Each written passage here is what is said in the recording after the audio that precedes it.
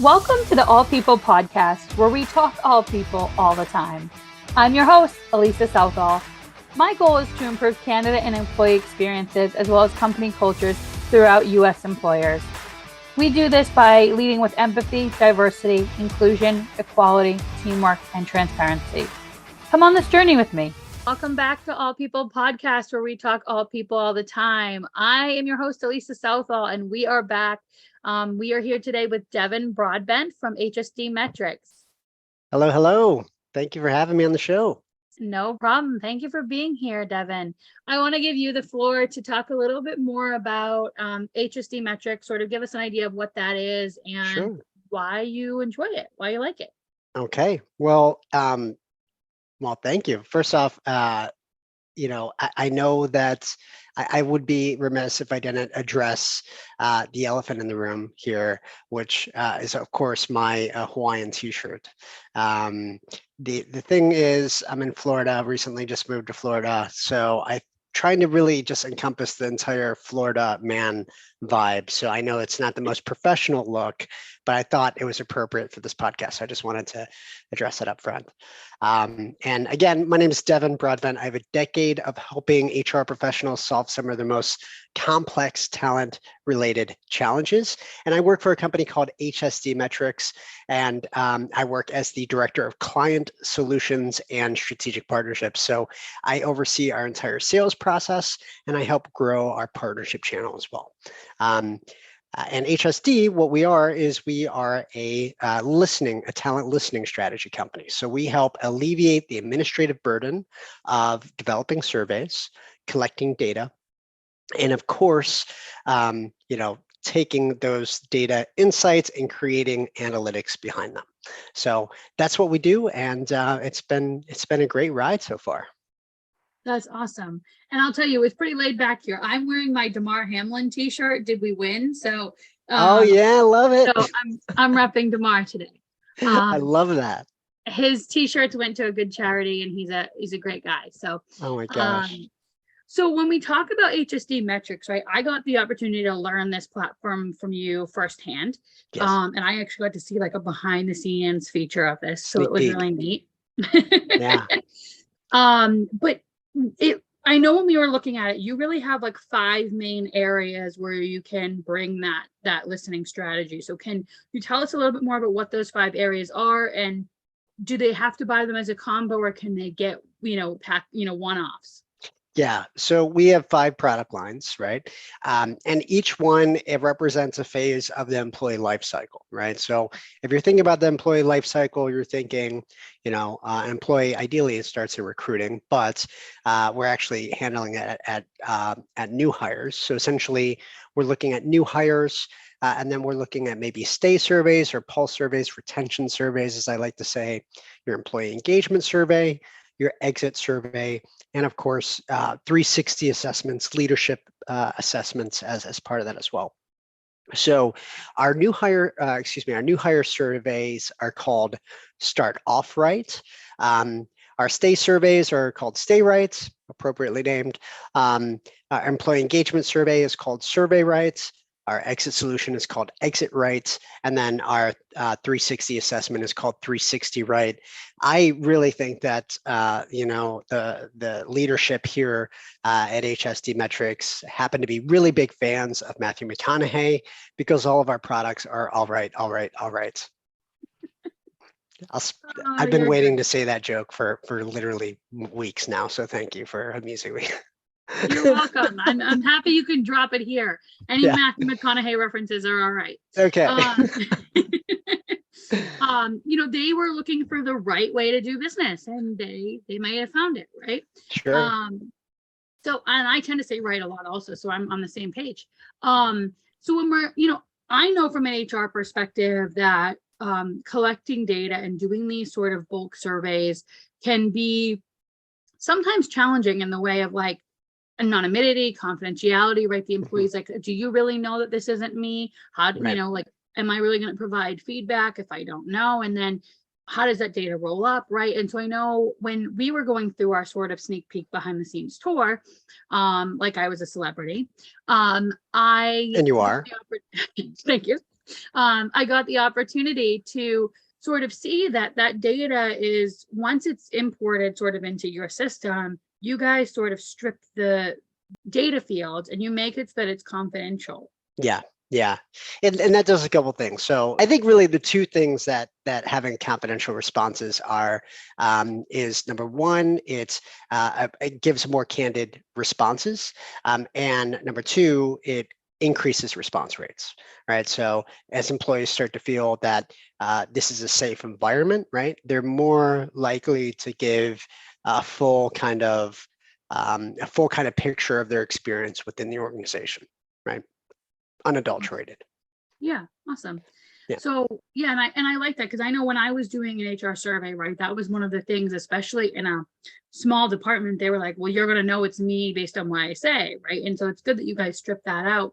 But I also thought it interesting that you guys aren't just saying, here's a survey, go online and fill out the information. In some of those exit surveys or even the stay surveys or onboarding, you're actually having people from your team call them and ask questions versus just saying fill out the data points. That's a very unique approach that I liked.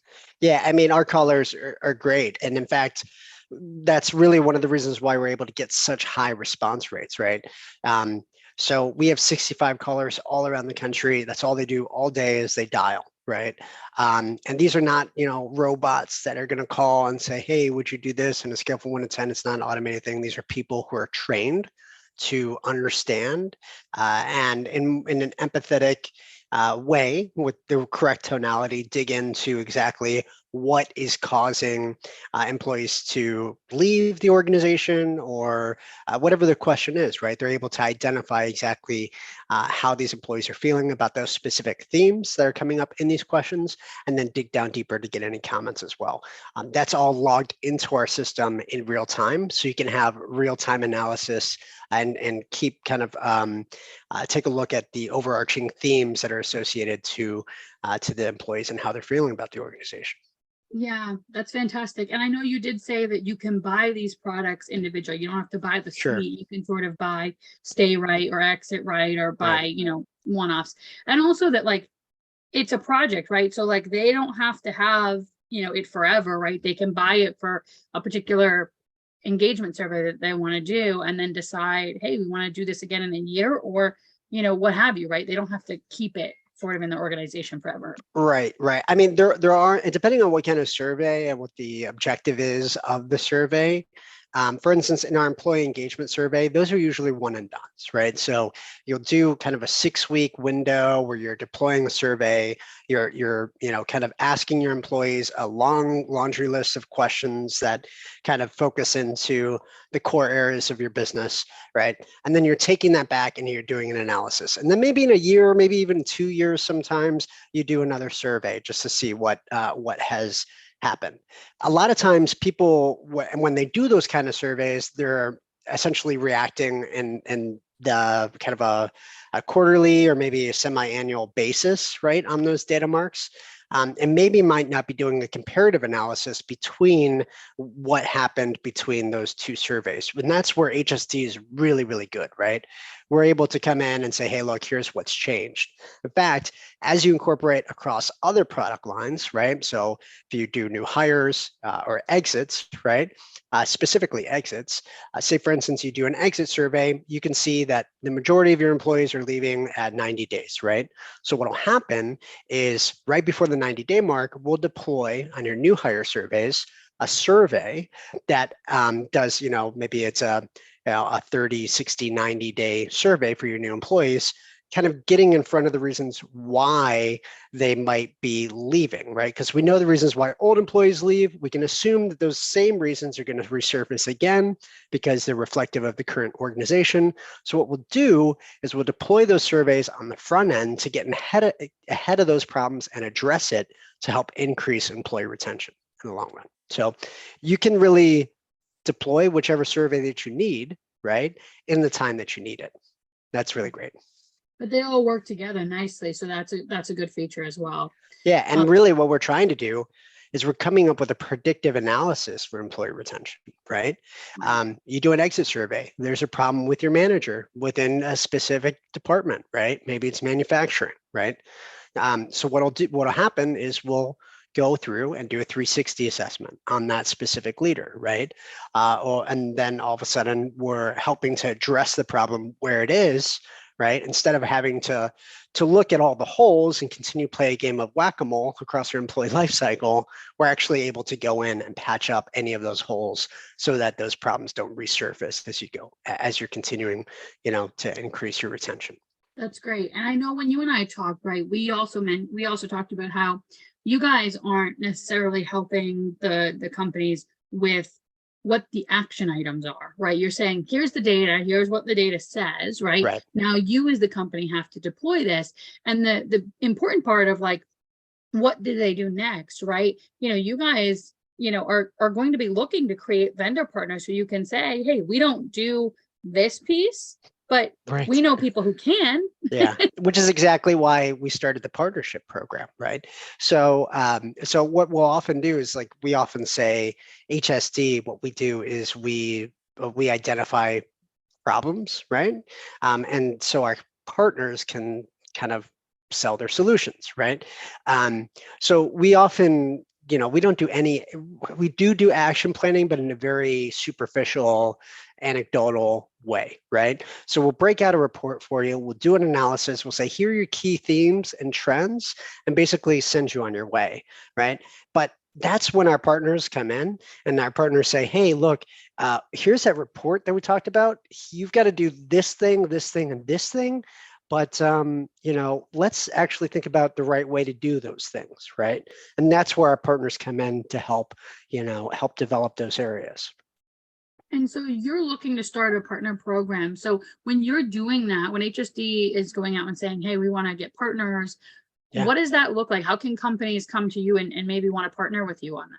We are actually going live with a partnership program page on HSD, which will be live by next quarter, we hope. But the easiest way to do that is to get in contact with me, right? So what I do is I work with HR consultancies, right?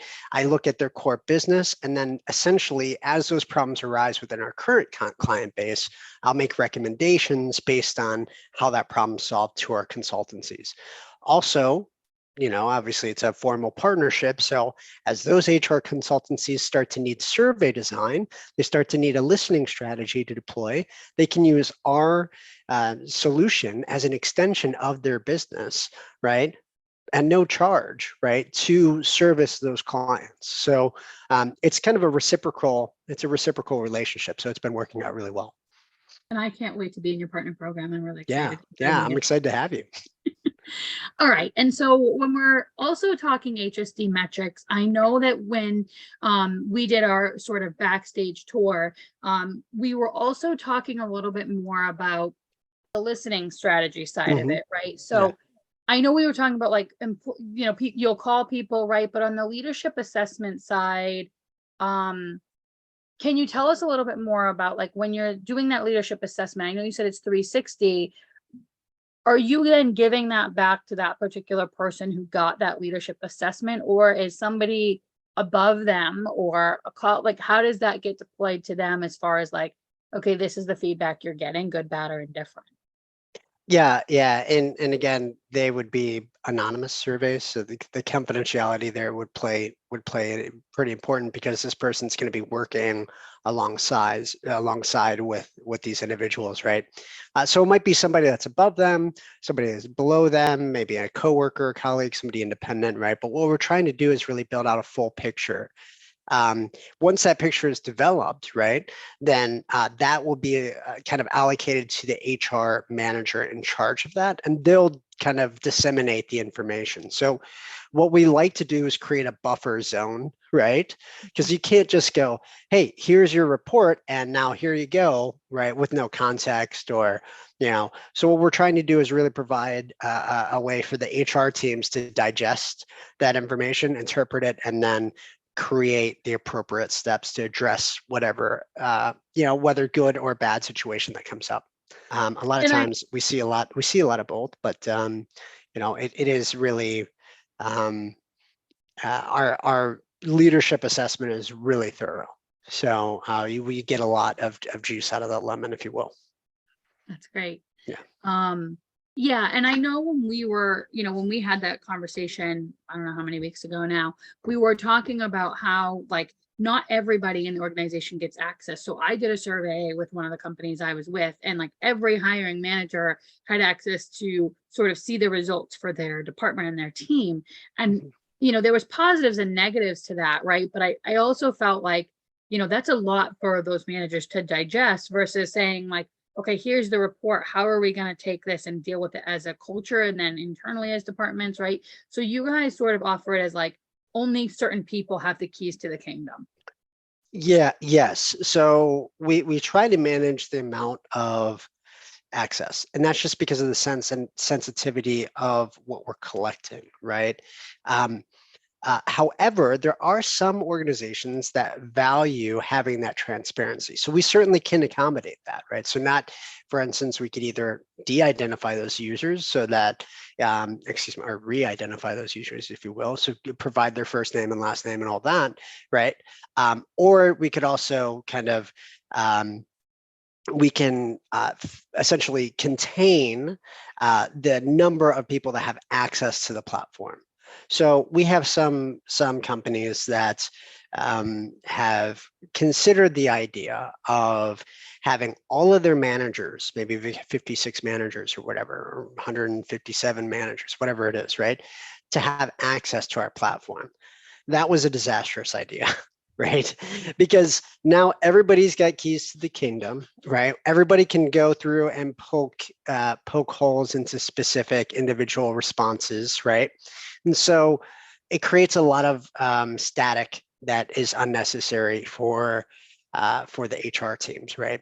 So what we try to do is limit it to only the HR individuals that have a stake in their specific function to handle that information. So yeah, I think that obviously we'll do what our clients think is best, even if we're reluctant about it. But a lot of times the best practice is to give only a small group of people access to the platform, and then send automated reports out to everybody else.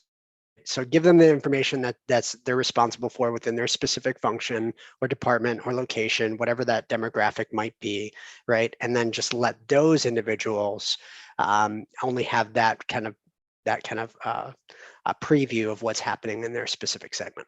And I know when we first had our initial first ever conversation, you were telling me about how you guys get all the data, right? We talked about the industries that you specialize in, how much data you're pulling. So can you tell our listeners or our viewers, like how you guys get that data? What industries does it come from? What industries do you specialize in and how that works? To preview that, our normative data is actually the way that we segment that out is based on the general turnover like percentages, right? So for instance, you might see manufacturing and manufacturing and retail, right, within the same normative thing, because if you're talking about labor intensive jobs, right? Right. But then again, if you also are talking like hospital and healthcare, that's its own normative, because that's a skilled labor position, right? So you need to have certain training to access to be able to work within the hospitals, and nurse or doctors, whatever that might be, right? So it kind of gets a little dicey as we're thinking about what norm that we associate to the company, right? Um, and just some, like, from a high level, a lot of the norms that we operate in, right? We might have financial institutions, right? Like financial services and banking, and all lumped into one normative practice, right? Healthcare lumped into its own normative value, right? Manufacturing, industrial engineering, right? That's another one, right? We also do retail, warehouse employees, things like that, right? Because those are more labor intensive jobs. So, but we have 11 different ones that we operate on, and depending on the number of responses that we get per year from those individuals, that's what generates our normative percentage, right? So we operate across 350 different companies. You might only see 65 in our smallest normative. For instance, universities, right? Universities or nonprofits, and they're in one specific normative area, right? And we might only have 4,000 responses per question there. Whereas in healthcare, right, because it's a larger pool of clients, right, we might have 130,000 responses per question, right? And that's what creates an normative value. So depending on what vertical you're at, right, you actually get a different kind of data set associated to that, right? And we have 10 years of data. So we are able to understand what the predictive changes are for the past 10 years. Normative information as it's laid out, it's really based on, we take a kind of a proactive approach based on who our prospect is, right? And how we align that data set to the prospect. Does that make sense? Yes. So we would do research ahead of time, figure out what the client is, look at their turnover rate, go to the Bureau of Labor Statistics, look at the average turnover rate, and then we have that information so that when they come through, we can say, hey, look, you're in manufacturing, you're actually pretty, here's our manufacturing norm. That's the one we're going to use for that. And I love that you guys use the Bureau of Labor Statistics. I tell people to use that when they're looking for comp data. So it's good that you're using that from, the standpoint of like turnover rate and other data. So I'm glad that you're using it. I'm like, Bureau of Labor Statistics, I'm giving you some free publicity here. Well, yeah, and also like it makes sense because this is what companies are reporting to the government, right? So it's the most, we assume it's the most truthful value that's out there. That's also, so we try to pull it from there. There's other companies that pull it from other areas, right? Or, there's a lot of other ways to kind of to measure that, but we try, at least for me on a personal basis, I try to align it to the Bureau of Labor Statistics because I feel like it's the cleanest way to do it. Excellent. So when we think about, the future of employee engagement or where it is now, right? I mean, where do we, how do we as employers take the survey and how do we take it one step further? Like, do you guys at HSD Metrics see employee engagement surveys taking a different spin? Do you, do you have any predictions on like how that's going to change? Yeah, I do. And I think a lot of times when people are thinking about, employee engagement, they're thinking about like Gallup, right? Like the 130-year-old practice, right? That is out there, and it's kind of the tried and true method. I don't think that employee engagement model, it's good, right? But it's also built for a different kind of industrial time. Right. I think a lot of the ways that companies are thinking about this, I think it's all going to become much more predictive. Right. So we're going to have to use several other data points to inform one piece of the pie. What we're seeing right now is that our clients who are starting with exits, right, or maybe who've done exits, right, they're now going, oh, hey, hang on a second, like we need to figure out other terms of retaining employees, right? Also because our business kind of goes up and down with the economic cycles, right? So as people are hiring and firing, that's when we're doing our big projects, right? So right now we just went through this big phase of hiring, right? And also firing, right? And now people are like, hey, let's focus on retention. So I think in the next 2 years or maybe even year, we're going to be seeing a lot of focus on retention surveys, right? And also employee engagement, right? So I think those two things are going to be coming up more than anything else. And we're also in a phase of, as companies are moving further and further into having more data points. And so I think that's only going to be accelerated here at HSD as well, right? We're just going to get deeper and deeper into the data and be able to interpret that. And for me, I think eventually we'll have an AI analytics thing happening where it's going to just be a predictive model. AI is going to like assume what's happening with your employees, and you're going to be able to have these like quick little snippets of information that's like that you can make actionable right now before the employee actually leaves. And I agree with you in the sense of like the retention strategy is what's coming. And I can sort of see, right, and some people might not like this answer, but I can see too that the leadership assessment piece might also see a boost because as the new generations come in and as the work workforce, the workers in the workforce demand change, it's going to mean that leaders have to change, which means that there's going to be some assessments of them to sort of help guide that change. That is absolutely true. Man, that's like a whole different, like, as I think about that, you have all these kind of traditional methods of, it's kind of passed down of what has worked, right, from one person to another person to another person. And I will say this, right, from a company perspective, we're in a place where a lot of people are still working remote and a lot of companies are still going pretty broad, right? And a lot of people are trying to figure out how to bring back that connectivity, and so they don't lose that institutional knowledge. They don't lose all of those other things. And I think that there's going to be a space here where companies are going to push towards, and if they're not already, a lot of them are already going, like doing mentoring programs or doing, coaching programs, things like that. I do think that eventually that'll be just a standard as part of the connectivity piece to keep everybody engaged and developed, right? So Which I will think help coaching with and mentoring will help retention a and lot more. succession plan. Yeah.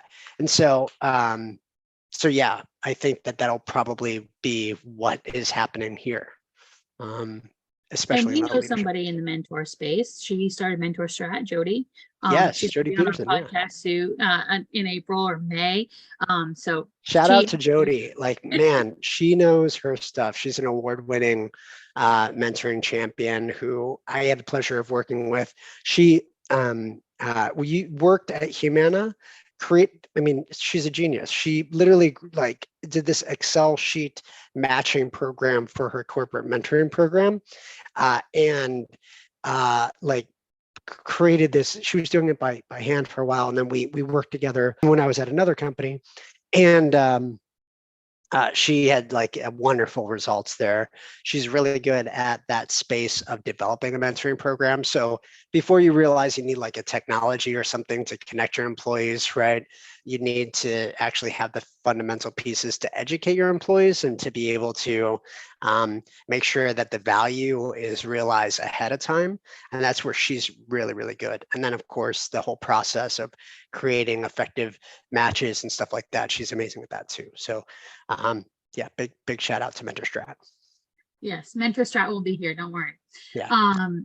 So is there anything else you'd like to tell us about HSD metrics or about the services and products you guys offer that you want to share with our listeners? I think I would just want to give a shout out to my team at HSD Metrics, if that's okay, if that's fine. allowed. I got to say, I've been part of a lot of several organizations, and this team, especially our client success managers, provide such an unbelievable experience. Like a lot of people think, oh, I'm just going to do this survey and I'm going to like just generate it myself like I would with SurveyMonkey or Gallup or something like that. Our team is super hands-on. They become an extension of your team. And I would say the majority, not the majority, but a lot of clients who are with organizations always end up coming back to HSD Metrics because of our team. So our client success team and our product development team, they're amazing, right? They're really forward thinking. They're really good at what they do.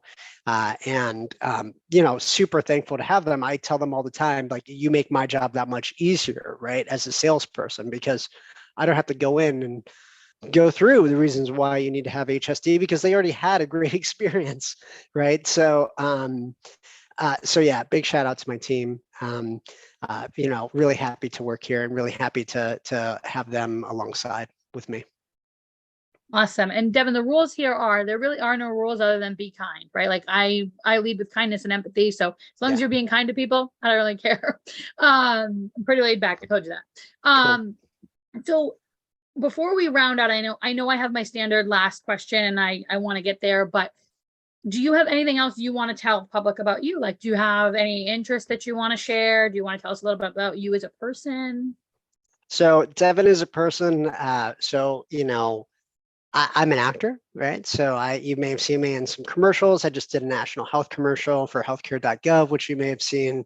I saw You it. know, yeah, okay, yeah, I did. So I do a lot of commercial acting. Have representation throughout the U.S., but I love acting. In fact, I think you and I we're both actors as well, so we have that in common. Yeah. Yes. but but yeah, I'm happily married. My wife is from Mexico City, so she and I met when I was working in Mexico City, and then got married here about 6 years ago. And we have a little dog named Bicola, which has been surprisingly quiet. She's right next to me, and I imagine that she probably I would be barking at some point, but she's actually good. She's back here, but yeah, so we moved to Miami just a month ago, and it's been great. So really, really happy to be on the show. Awesome. Yes. And I know you do acting. Devin and I talk about that a lot. We're both in that space. Yeah. So that's super fun. My dogs have been barking endlessly, so nobody's luckily been hearing that. In terms of sort of, so like my last question, and we did a little bit of chat about this, but I always refer to the Maya Angelou quote. Maya Angelou is my favorite poet of all time. I love her poetry. It resonates with me. But I always ask my listeners or my guests, in terms of this quote that she stated, can you give me an example for yourself? So in the quote, she says, "I've learned that people will forget what you said, people will forget what you did, but you'll never forget the way that they made you feel." Mhm. And so in thinking about that, right? And you can provide good, bad, and different, however you want to take that, but I find for me, it's been very true to say, like, I don't remember exactly what somebody said to me or what they did, but I remember how it made me feel, right? Have you had that situation? Definitely, definitely. In fact, I think of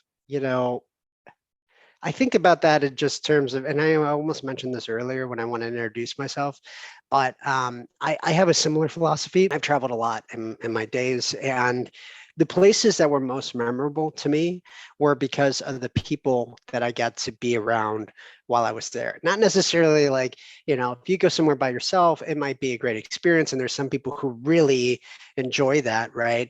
But for me, what really adds value to a place are the people that you get to share it with. And I think a lot like you mentioned leading with love, right? I think that for me anyways, I always try to do the same, right? I treat everybody as if they were similar to they were me, right? um, and I had one person that well, actually my grandmother who passed away a couple years ago, but she was one of those people that always she invested herself so much in everyone else's life because she wanted to be a part of it. And it's funny because I see that in myself now, right? With the people that I love. I want to be involved so much with their lives. And even if it takes a priority over a personal vocation like acting or something like that, right? I want to be a part of my brothers and sisters' lives. I want to be part of my wife, and her family, and my family now, But yeah, I want to be involved in all those things because the thing that adds to your life are the people you love, the people you have around you, right? Your tribe, right? Those are the things that I think add the most value for me, right? And there are times when maybe you have people in your life who um, might not think you're the greatest, might not think whatever, but the ones that are truly valuable are the ones that always have your back. You know, the ones who are Mhm. like, hey, I know you and I see you, and yeah. So yeah, that's my 2 cents on that. It makes sense why we vibe so much. We both Yeah, feel the same way about that. yeah, So from a person perspective, I know that you have a lot of social media pages, obviously with acting and HSD and your work and stuff, but sure. where can our listeners find you, however you would like them to find you?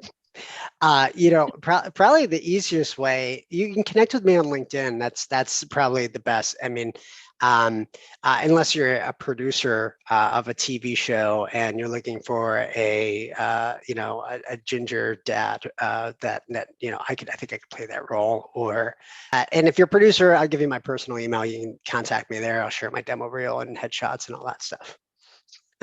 Awesome. Listen, I like it. If you're a producer, definitely look for Devin.